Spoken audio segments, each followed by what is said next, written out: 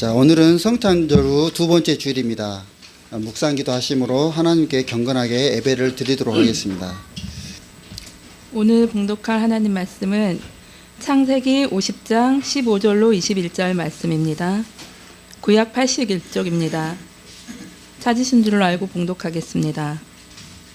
요셉의 형제들이 그들의 아버지가 죽었음을 보고 말하되 요셉이 혹시 우리를 미워하여 우리가 그에게 행한 모든 악을 다 갚지나 아니할까 하고 요셉에게 말을 전하여 이르되 당신의 아버지가 돌아가시기 전에 명하여 이르시기를 너희는 이같이 요셉에게 이르라 내 형들이 내게 악을 행하였을지라도 이제 바라건대 그들의 허물과 죄를 용서하라 하였나니 당신 아버지의 하나님의 종들인 우리 죄를 이제 용서하소서 하매 요셉이 그들이 그에게 하는 말을 들을 때에 울었더라.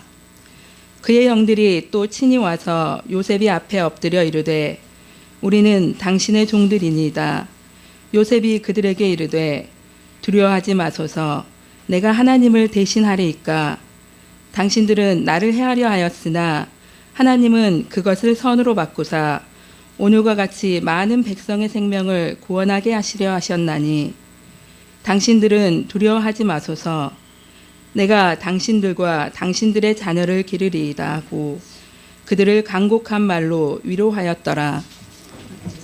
우리 하나님의 은혜와 평강이 성도님들의 가정에 충만하시기를 바랍니다. 매년 송구영신 예배 때마다 우리 교회의 주제와 표, 새해 중점적으로 활동할 이 주제와 표어를 말씀드렸습니다. 2016년의 주제는 제 앞에 현수막에 있는 대로 주님 우리를 화해하게 하소서입니다. 주제 성구는 고린도후서 5장 18절에서 21절이고요. 송구영신 예배 때 이 구절을 중심으로 말씀을 드렸습니다. 그런데 우리 성도님들 중에서 송구영신 예배에 참석하지 못한 분들도 있기 때문에 오늘은 이 창세기 본문을 중심으로 화해에 대해서 말씀드리려고 합니다. 뿐만 아니라 금년에는 분기별로 한 번쯤은 이 주제에 대해서 다시 말씀드리려고 합니다. 전에는 연초에 한 번만 말씀드렸더니 중간에 많이 잊어먹고 그러신 것 같아요. 그래서 종종 잊지 않도록 이 주제에 대해서 계속해서 말씀을 드리려고 합니다. 갈등과 불화라고 하는 것은 개인들 관계에서나 사회적, 국가적 관계에서나 많은 아픔을 줍니다. 그것뿐만 아니라 실제로 돈이 듭니다. 돈이 든다고 하니까 이상하게 생각할지 몰라도 이 갈등과 불화는 정말 많은 비용을 초래합니다. 우리나라의 사회 갈등 지수가 OECD 국가 중에서 터키 다음으로 높다고 합니다. 그러면 결국 세계에서 가장 갈등이 심한 나라에 해당한다고 볼 수 있겠죠. 그렇게 높기 때문에 그 비용이, 경제적인 비용이 엄청납니다. 그래서 정확하게 이것을 추정하기는 어렵습니다만 측정하는 사람에 따라서 연간 80조로 추정하는 사람도 있고 또 많게는 250조 이 정도로 추정하는 사람들도 있습니다. 단지 이 갈등 때문에, 갈등 하나 때문에 우리는 매년 엄청난 비용을 치르고 있는 겁니다. 남을 미워하면 내가 미워하는 그 미움으로 내가 미워하는 대상이 해를 받는 것은 별로 없어요. 그런데 남을 미워하는 그 마음이 서서히 나 자신을 죽입니다. 가슴속에 분노를 담고 자나깨나 칼을 갈면서 남을 미워하면 그 분노로 인해서 먼저 자신이 망가지는 겁니다. 국가 간의 갈등은 훨씬 심각하지요. 전쟁이 발생하면 우리는 전쟁을 겪은 지 참 오래됐습니다. 참 오래돼서 잊어불고 계시는 분들 또 실감하지 못한 분들이 많을 텐데 전쟁이 발생하면 수많은 사람이 죽고 다치고 재산에 손해가 있습니다. 고아가 발생하고 난민이 발생합니다. 2011년부터 시작된 이 시리아 내전, 지금도 지속되고 있습니다만 시리아의 내전으로 인해서 300만 명의 난민이 발생했다고 합니다. 지금 이 사람들은 세계 곳곳을 흩어져서 떠돌고 있습니다. 죽은 사람도 20만 명이 넘었다고 하고요. 그 사람들 중에 어린아이도 8천 명이나 됩니다. 8천 명이나 되는 어린아이들이 아무 죄 없이 희생된 겁니다. 갈등이나 불화나 분노라고 하는 것은 문제를 해결할 수가 없습니다. 그것이 문제 자체를 해결할 수는 없습니다. 아무짝에도 쓸모없는 감정이죠. 그래서 우리 교단총회가 금년도의 주제를 화해로 정했고, 또 우리도 역시 새해의 주제를 이 화해로 따라가기로 한 겁니다. 오늘 본문의 말씀은 요셉 이야기입니다. 이 이야기는 구약 성경 중에서 가장 아름다운 화해를 담고 있습니다. 우리는 지난 금년에 계속해서 지난 연말부터 금년까지 계속해서 성경 일독 캠페인을 하고 있죠. 그래서 아마 여러분들도 최근에 이 말씀을 읽었을 겁니다. 그래서 오늘은 이 요셉의 이야기에서 화해에 관한 지혜를 얻고자 하는 겁니다. 요셉은 야곱의 12아들 중에 11번째 아들이죠. 그런데 그 야곱이 가장 사랑했던 아들입니다. 뭐 여러 가지 이유가 있었겠지만 이 야곱은 네 아내가 있었는데 그 중에서 이 요셉의 어머니 라헬을 가장 사랑했습니다. 가장 사랑했다기보다 유일하게 사랑한 아내가 아닌가. 사랑했기 때문에 결혼한 유일한 아내였습니다. 그런데 그 아내가 오랫동안 아이를 갖지 못하다가 얻은 아들이 바로 이 요셉입니다. 그래서 이 요셉을 가장 사랑했습니다. 편애한 거죠. 요셉의 아버지는 요셉이 어려서부터 아주 좋은 옷을 입혔어요. 그 성경에는 채색 옷이라고 번역이 됐는데 이것은 왕족들이나 입는 그런 옷입니다. 그래서 아마 야곱은 아들 요셉에게 족장의 자리를 물려주려고 했던 것이 아닌가 그런 생각이 듭니다. 또한 요셉의 아버지는 요셉에게 형들의 동태를 보고하는 일을 시켰어요. 양을 치는 일이 집 주위에서 항상 양을 치는 것이 아니거든요. 풀을 찾아서 이동하다 보면 수십 킬로 밖에 집에서부터 수십 킬로 떨어진 곳에서 양을 치기도 하고 야영을 하기도 하지요. 그래서 요셉은 아버지와 형들 사이를 왔다 갔다 하면서 연락하는 일을 맡았었어요. 그러다 보니까 형들의 허물도 아버지에게 알리곤 했던 겁니다. 결정적으로 요셉이 형들의 그 미움을 받은 것은 꿈 이야기입니다. 우리가 요셉을 꿈의 사람이라고 합니다만은 요셉이 자신이 꿈을 그냥 가슴속에 담아두고 있었으면 좋았을 텐데 형들에게 이야기를 했어요. 아마 어려서 그런 것 같아요. 일부러 자신의 야망을 드러냈는지도 모르겠고요. 꿈의 내용이 뭡니까? 자신이 왕이 되고 형들은 자기의 신하가 된다는 내용입니다. 요셉의 맏형은요, 요셉보다 20살 이상 많습니다. 20살 이상 많을 것으로 추정합니다. 정확한 나이는 성경에 안 나와 있으니까 모르는데 20살 이상 차이가 있었을 겁니다. 그러면 아버지 뻘 되는 사람이거든요. 그런데 눈치 없이 요셉은 자신이 그들 위에 서서 그들을 다스릴 것이라 하는 이 꿈의 내용을 형들에게 이야기한 겁니다. 이런 여러 가지 이유들이 얽혀서 요셉의 형들이 하나같이 요셉을 미워했습니다. 이것이 형제들 간에 얽힌 갈등과 불화, 이 현실이었습니다.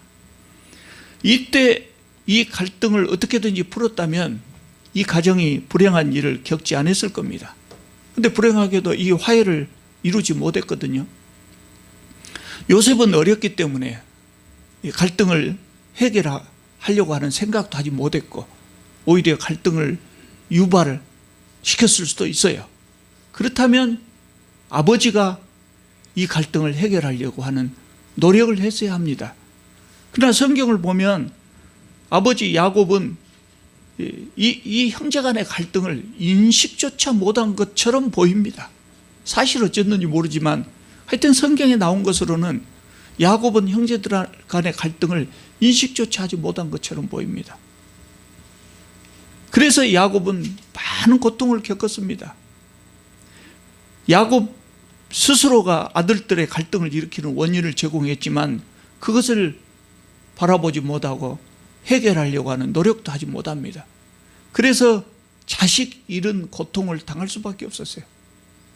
가장 사랑하는 아들이 죽은 것으로 알고 20년 동안 고통의 세월을 보냈지요.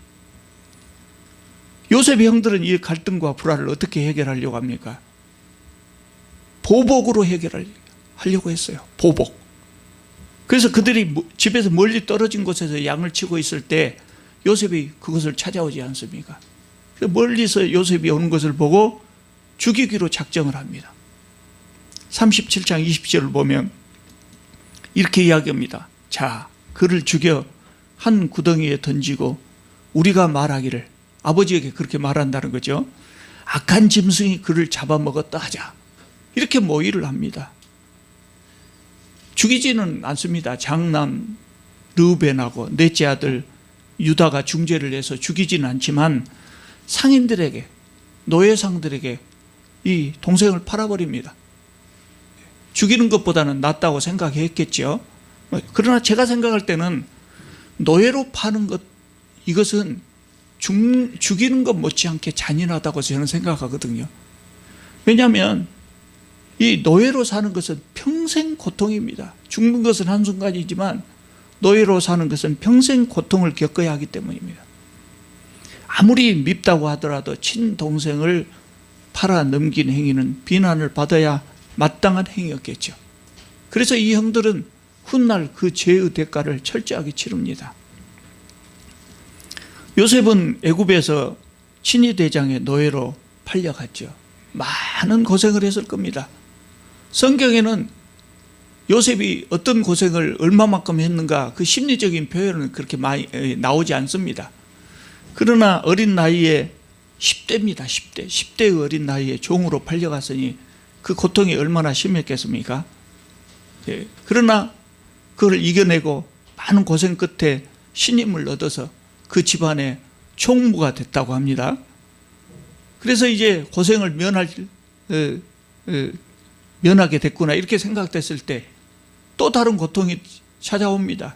주인의 아내가 날마다 요셉을 유혹하면서 괴롭힙니다. 요셉이 그 말을 들어주지 않으니까 오히려 요셉이 자기를 겁탈하려고 했다는 누명을 씌웠습니다. 그래서 요셉이 이번에는 감옥에 갇히고 맙니다. 감옥에 갇혔다고 하는 것 참 고통스럽겠죠. 그러나 더러운 누명을 쓰고 갇히는 것은 아마 더 심한 고통이었을 겁니다. 그렇게 요셉은 3년 내지 4년 동안 감옥에서 고통스러운 세월을 보냅니다. 그리고 여러분 잘 아시는 대로 감옥의 수감 중에 바로의 꿈을 해석한 것이 인연이 돼서 애굽의 총리가 되었습니다. 그리고 이 애굽 총리 바로의 꿈대로 애굽은 물론이고 가나안 지역까지 극심한 가난이 찾아와 다른 지역은 모두 기근으로 고통을 겪지만 이 애굽은 총리가 된 요셉이 대비를 잘했기 때문에 그 기근 시에도 곡식이 아주 풍족했습니다. 그래서 근처에 있는 모든 사람들이 이 애굽으로 곡식을 구하러 왔습니다. 야곱의 집도 마찬가지죠. 여전히 가나안 땅에 살고 있지만 그곳에서 기근이 찾아옵니다. 그래서 애굽으로 곡식을 사러 갈 수밖에 없죠. 그래서 요셉의 형들이 곡식을 사러 이 애굽까지 찾아왔습니다. 그리고 총리가 누군지도 모르고 요셉 앞에 엎드렸습니다. 요셉은 그들을 금방 알아본 것 같아요. 그러나 모른 척하고 그 형들을 간첩으로 몰았습니다. 아마 그 형들 아마 간담이 녹았을 겁니다.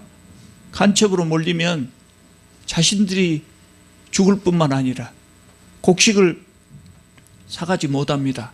그러면 많은 가족들이 굶주려야 합니다. 그러니 얼마나 걱정이 앞섰겠습니까? 요셉은 형들 중에 시므온만 인질로 잡고 다른 형제들을 풀어주면서 집에 가서 막내 베냐민을 데리고 오라고 합니다. 그 형제들이 자기 형제를 인질로 놔두고 떠날 때 과연 풀려날지 죽을지 살지 모르게 그렇게 모르는 마음으로 떠나는데 그들의 마음이 또 말할 수 없이 고통스러웠을 겁니다. 그래서 집에 돌아가자마자 그 요셉의 형들은 아버지에게 말씀을 드립니다. 지나간 이야기들을 다 이야기하면서 베냐민 데리고 가야 되겠습니다. 데리고 가서 시므온을 살려와야 되겠습니다. 데리고 와야 되겠습니다. 그렇게 말하지만 야곱이 그걸 허락하지 않습니다. 그 아버지는 요셉을 잃은 고통이 남아있잖아요. 근데 베냐민까지 잃을 수가 없다. 아마 시므온도 이미 잃었다고 생각한 것 같아요. 베냐민 데리고 가봤자 시므온을 다시 데리고 올 수도 없고 두 아들을 잃었는데 베냐민까지 보낼 수가 없다. 그렇게 이야기를 합니다. 그리고 또 시간이 흘러갑니다. 그래서 사가지고 온 곡식이 다 떨어지니까 야곱이 어쩔 수 없이 베냐민을 데리고 가도록 하라고 합니다. 그래서 요셉의 형들이 베냐민을 데리고 다시 곡식을 사러 애굽으로 갑니다. 요셉은 이때 형들이 베냐민을 데리고 온 것을 보고 오해가 풀린 척 했어요. 오해가 풀린 척 했어요. 그러나 다시 돌아가는 그 형들의 곡식 그 자루 속에 형들이 가지고 왔던 돈을 도로 다 집어넣고 도둑의 누명을 씌우는 거죠. 다 집어넣고 특히 베냐민의 자루에는 자신의 은잔, 자기가 아껴 쓰는 은으로 된 이 컵을 집어넣었어요. 그렇게 해서 도둑의 누명을 씌워가지고 베냐민을 다시 데려오는 겁니다. 다시 붙잡아 왔습니다. 그리고 종으로 삼겠다고 협박을 했습니다. 아마 그때 그 요셉의 형들은 절망했을 겁니다. 절망했을 겁니다. 왜냐하면 베냐민을 데려가지 못하면 늙은 아버지가 죽을 것이라고 생각했거든요. 낙심을 해서 돌아가시지 않을까 그런 걱정을 했던 겁니다.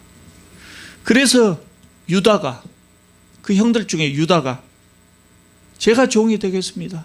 그러니 베냐민을 풀어주십시오. 그렇게 호소합니다. 요셉을 용서하지 못하고 보복한 결과로 이런 고통을 겪은 겁니다. 그러나 이 모든 것이 요셉이 형들을 시험해 보려고 했던 것이죠. 그래서 요셉이 생각하기에 자기 형들이 자신을 팔아 넘긴 후에 변화가 있었는가 없었는가, 뉘우치고 있는가 뉘우치지 않는가, 그를 확인해 보기 위해서 이렇게 한 겁니다. 요셉은 형들이 변한 것을 보고 그들 용서했습니다. 그래서 그 사람들 앞에서 자신의 정체를 밝혔습니다. 45장 4절을 보면 그렇게 이야기합니다. 나는 당신들의 아우 요셉이니 당신들이 애굽에 판 자라, 이렇게 이야기를 합니다. 그 형들이 얼마나 놀랐겠습니까? 그런데 요셉은 형들이 놀랄까 봐서 오히려 먼저 형들을 위로합니다. 그래도 그 형들은 아마 간담이 녹았을 겁니다. 총리가 요셉으로 밝혀지는 그 순간에 이제 우리는 죽었구나, 그런 생각을 했을 겁니다.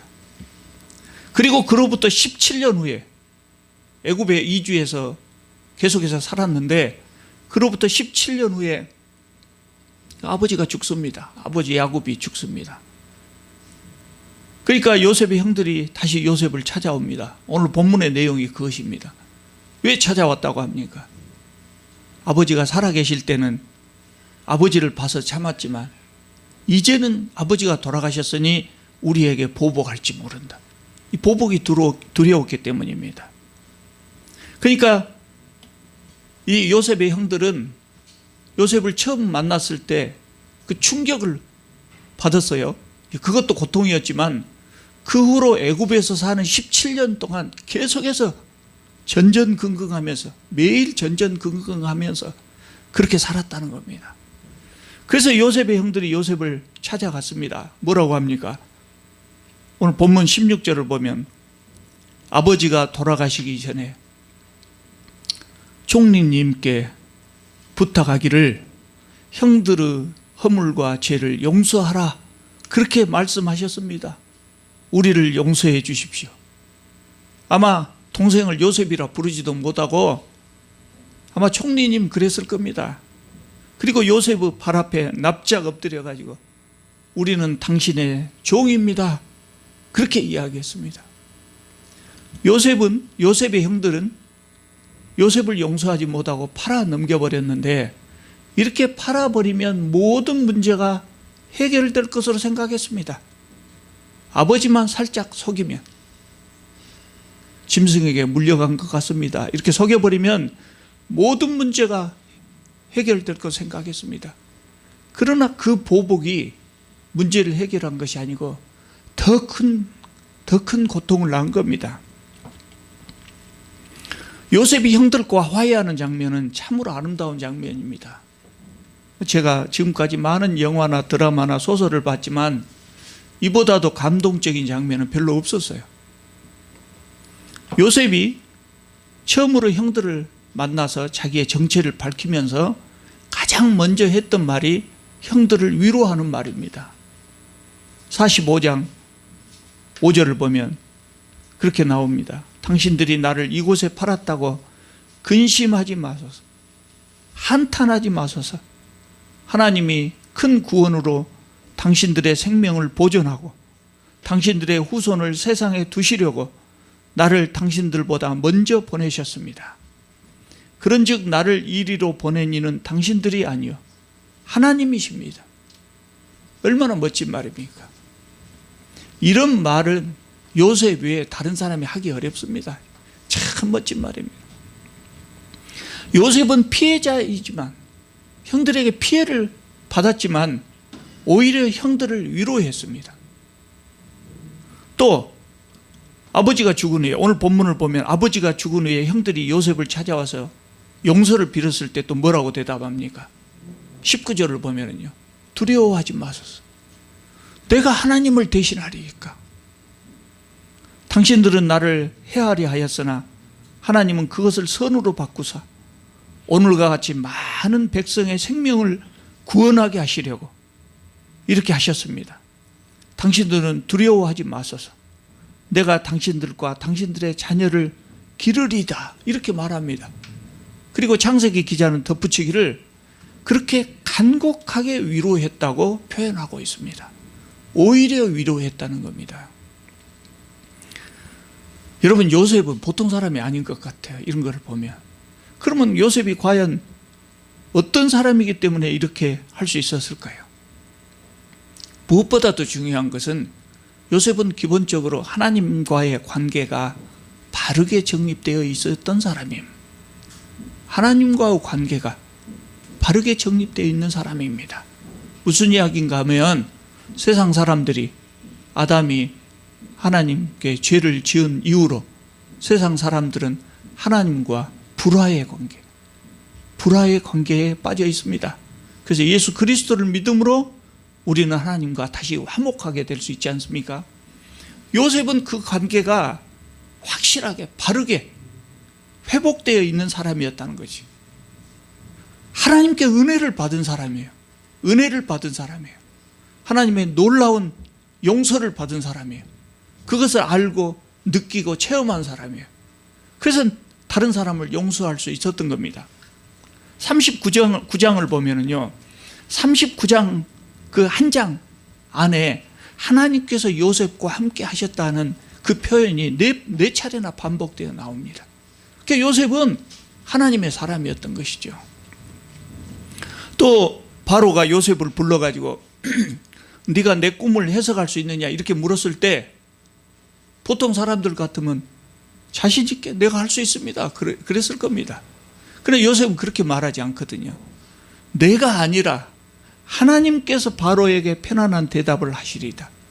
하나님께서 해석해 주실 것입니다. 그렇게 말을 합니다. 그래서 이렇게 하나님과 바른 관계를 가지고 있고 하나님으로부터 은혜를 체험한 사람이기 때문에 다른 사람과의 관계도 바르게 할 수 있었던 거예요. 하나님께 용서받은 사람을 남을 용서할 수 있다는 거예요. 하나님과 관계가 바르게 정립되어 있는 사람, 그런 사람은 우리는 진실한 기독교인이라고 말하죠. 그러니까 진실한 기독교인이라고 하면 이웃의 허물을 용서하지 않을 수 없다는 거예요. 할 수 있는 거. 진실한 기독교인은 이웃의 허물을 용서할 수 있다, 이 정도가 아니라 용서하지 않을 수가 없다는 거예요. 왜냐하면 내가 용서받은 사람이기 때문에, 내가 큰 용서를 체험한 사람이기 때문에 이웃의 작은 허물을 용서하지 않을 수 없다는 겁니다. 여러분, 우리들도 화해할 수 있기를 바랍니다. 화해하는데 자존심을 내세우면 안 됩니다. 요셉은 혹시나 형들이 낙심할까 해서 미리 형들을 위로하지 않습니까? 얼마나 감동적입니까? 왜 감동적입니까? 피해자임에도 불구하고 오히려 먼저 화해하려고 했기 때문입니다. 여러분, 이 이야기가 감동적으로 느껴진다면 우리도 이렇게 살아야죠. 그래서 우리도 요셉처럼 이런 감동적인 이야기를 새로 만들어내야 되지 않겠습니까?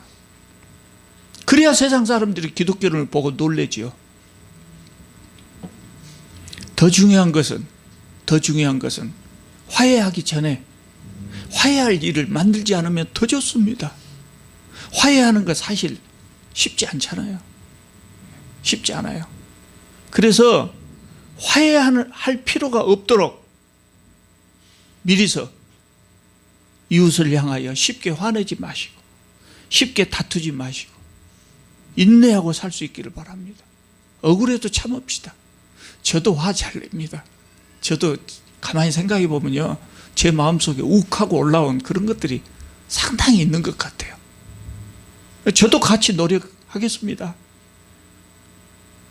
왜 이것을 우리가 억울해도 참아야 되고 또 화를 내지 않아야 되고 다투지 않고 인내해야 되냐 하면은요, 그것이 복된 일이기 때문에 그렇습니다.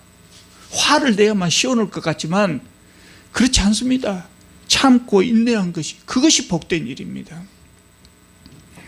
여러분, 제가 송구영신 예배 때 말씀드렸습니다마는, 그때 바로 화해하시도록 말씀드렸습니다마는, 혹시 아직도 풀지 못한 감정이나 화해하지 못하는 사람이 있으면 오늘 예배가 끝나자마자 화해할 수 있기 바랍니다. 말로 하기 어려우면 어떻게 하라고요? 문자라도 보내십시다. 문자라도 보내십시다. 그러면 그 마음 다 전달될 겁니다. 여러분, 혹시라도 하나님께 기도하면서 하나님, 저 사람이 먼저 나에게 화해하게 해 주십시오, 그런 기도 절대 해서는 안 됩니다. 그런 기도하려 내가 먼저 화해해야 합니다. 우리는 기도할 때 하나님, 저에게 먼저 화해할 수 있는 그런 용기를 주시옵소서, 그렇게 기도를 해야 합니다. 여러분, 금년에는 누구와도 불화하지 말고 화해하면서 인내하면서 그렇게 아름답게 살 수 있기를 바랍니다.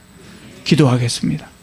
거룩하신 우리 하나님, 주님께서 저희들에게 믿음을 주시고 놀라우신 은혜와 사랑으로 저희들의 죄를 용서하여 주심을 참으로 감사드립니다.